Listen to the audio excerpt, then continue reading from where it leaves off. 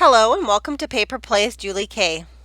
Welcome everyone, and thank you so much for stopping by. Today I am continuing to work on my Margarete Miller Collage Weekly Planner, and we are to week number 38.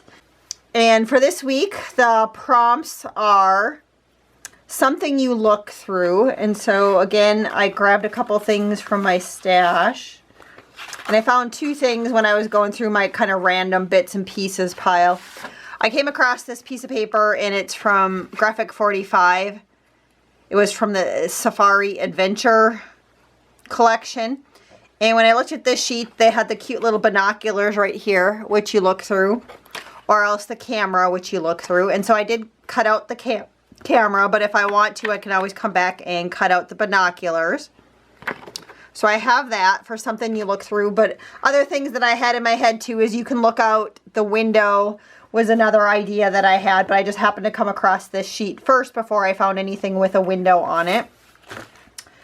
So the next one is a fabric scrap, and so I just grabbed a pile of random fabric scraps from my scrap pile. You can always take like the white one and stamp something on it if I need to. But for now, I think since I'm kind of leaning towards using this piece, it seems like it somewhat matches with that. So I'll pull this one out for now. And the next one is, the next prompt is a postage stamp. So I have a baggie here of a couple of Denmark postage stamps. And so I have a few different postage stamps in here. So I think I'll pull this green one out just for a little contrasting color, but I have these other ones here if I need them. So that's a postage stamp. The next one was something drawn or written in pencil. And of course that's easy enough for me to do, to take a pencil and write something. But last week when I was pulling out music paper, I came across this scrap of music paper because I had looked ahead at the prompts. And this one actually has like somebody wrote on this music paper. There's some numbers on it, and there's a little bit right there written in pencil. So that'll work for the something written or drawn in pencil.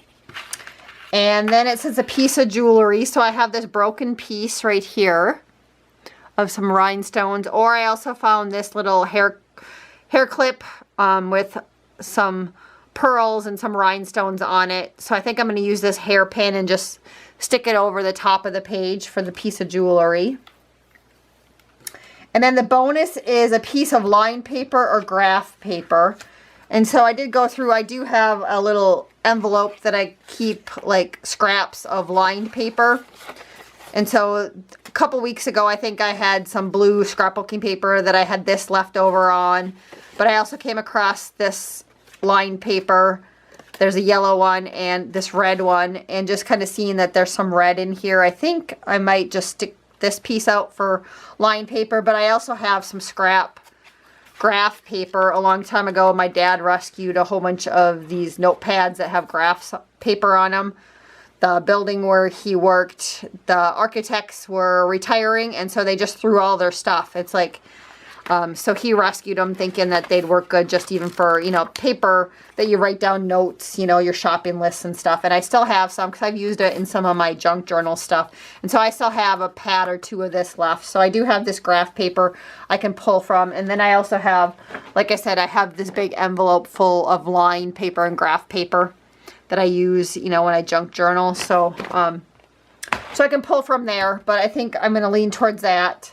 And so that's everything that we need. So it's not really a lot of bigger pieces this time around from my stash. And so I'll maybe start off with this one. I'm going to definitely have to cut this down a little bit. But I think I might layer it off to the left.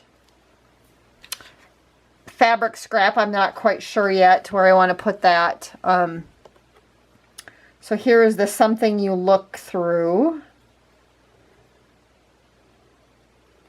So maybe I'll put that at the bottom.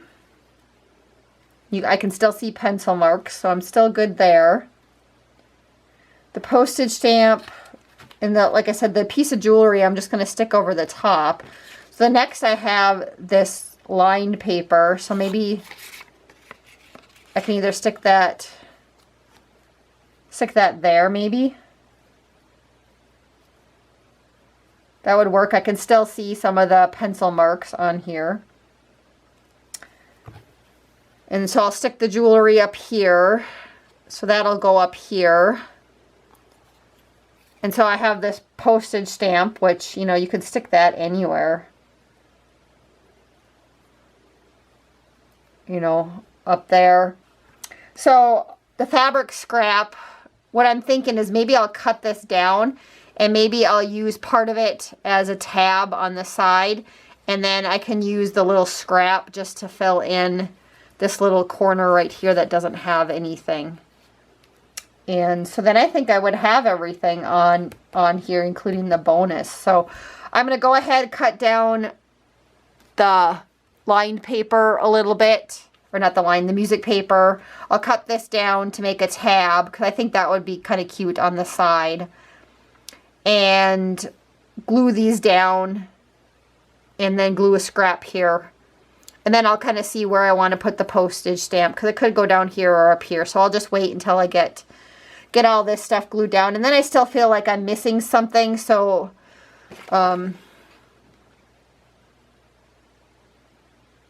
I was thinking I could go back and try and grab maybe one of my Tim Holtz paper dolls to stick right here. But maybe this little lady would look nice here. So maybe I'll cut her out too, just to have another little element. It just feels like I'm missing. There's not a lot on this page to draw your attention. So I think I will cut her out also. So I will be right back after I cut a few things out. So I have finished gluing everything down, and I did end up adding those binoculars also. And I moved that red paper up and I flipped it to, you know, one side had the graph paper on it and one side had the lines. I decided I liked the more graph or ledger looking paper on this side. And then the other interesting thing is I actually even have a pencil mark up here that I must have been thinking about cutting something up there. I know it probably doesn't show up on camera, but so that kind of works for one of the prompts on here too. So and then I put a little scrap of the material right there and also here. Otherwise, I think I kind of left the layout somewhat the same, and I ended up putting the postage stamp right down here. But to go through the final prompts, the first one was something that you look through, and so I have this camera or the binoculars. You can look through either one of those items.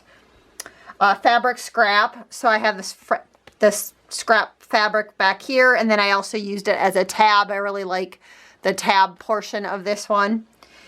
And I wish this one I would have had a little bit longer piece left or cut it differently, that I could have had it, you know, going up a little bit longer, but that's okay. It was good to use up the other little piece right here. A postage stamp. I have this postage stamp right here. Something drawn or written in pencil. So I do have that little mark up here that's pencil, but also on this music paper, there's some pencil notes from somebody, whoever owned that piece of music in the past. It's a Beethoven music. So that was something drawn or written in pencil. A piece of jewelry. So I have this little hairpin up at the top.